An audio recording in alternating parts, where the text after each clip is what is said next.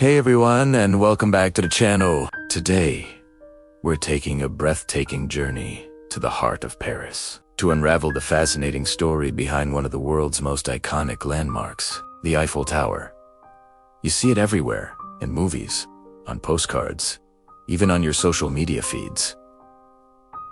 But do you really know how this magnificent Iron Lady came to be? Get ready to discover the drama, the innovation, and the sheer audacity that built France's most beloved monument. Our story begins in the late 19th century, a time of incredible industrial and artistic innovation. Paris was gearing up to host the 1889 Universal Exposition, celebrating the centennial of the French Revolution. The organizers wanted something truly spectacular, a structure that would embody the nation's engineering prowess and leave a lasting impression on the world. They launched a competition, inviting architects and engineers to propose designs for a monumental iron tower, a gateway to the exposition itself. Among the 107 entries, one stood out: a bold, audacious design by a brilliant civil engineer named Gustave Eiffel. Now, Eiffel wasn't just any engineer. His company had already made a name for itself, constructing railway bridges and the internal structure for the Statue of Liberty. His proposal was for a 300-meter-tall iron lattice tower, something utterly unprecedented in human history. Imagine the reactions. Some were amazed, others were horrified. Believe it or not, when Eiffel first presented his plans, not everyone was thrilled. Many prominent artists and intellectuals of the time, including famous writer Guy de Maupassant, denounced it as an ugly, monstrous structure, a tragic lamppost that would deface the beautiful Parisian skyline. They even signed petitions demanding that this useless and monstrous tower be torn down as soon as the exposition ended.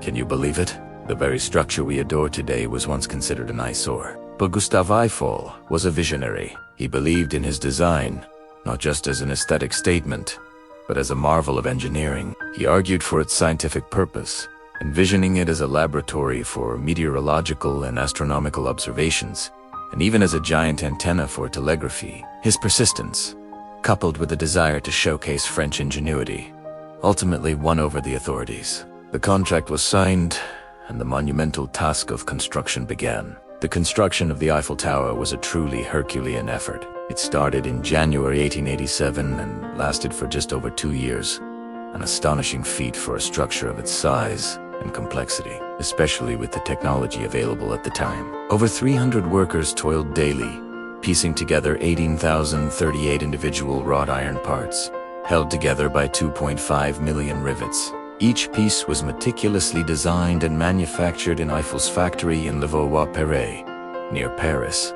then transported to the site and assembled. Safety was a huge concern, and Eiffel himself implemented strict safety measures, a rarity for construction projects of that era. There were handrails, screens, and even harnesses.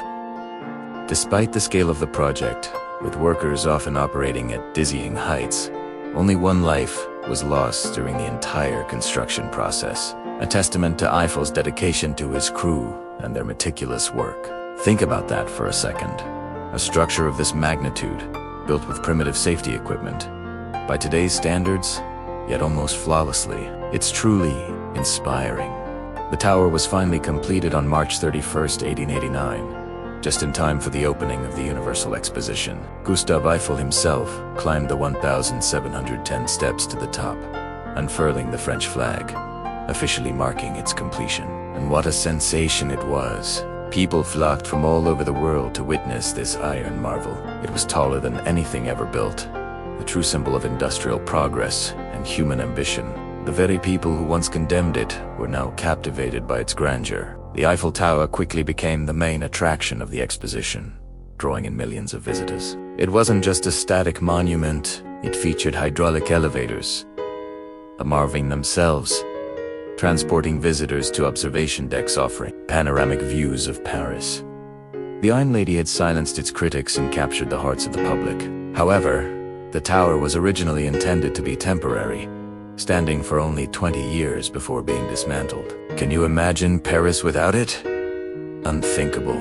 But Gustave Eiffel, ever the forward thinker, had a plan. He ensured the tower had scientific and strategic value, installing meteorological equipment, a radio transmitter, and even a wind tunnel for aerodynamic experiments.